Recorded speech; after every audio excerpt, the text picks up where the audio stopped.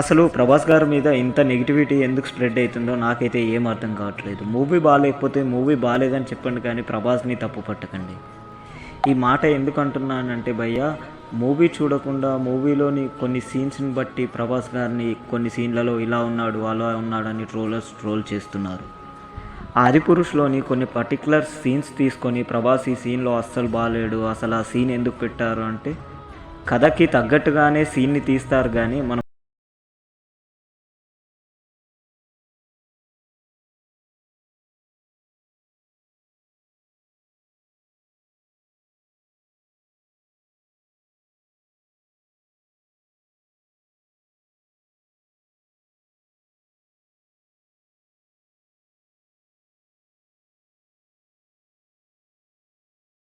Even అయ్యే అవకాశాలు ఎంతగానో ఉన్నాయి.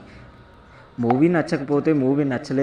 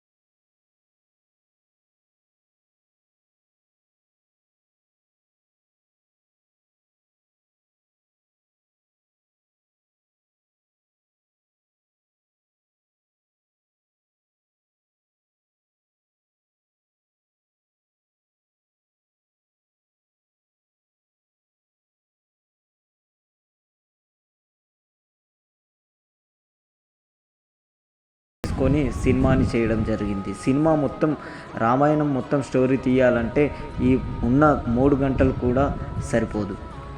దీనికి కూడా బాహుబలి లాగా పార్ట్స్ తీయాల్సి వస్తుంది. ఒక మూవీ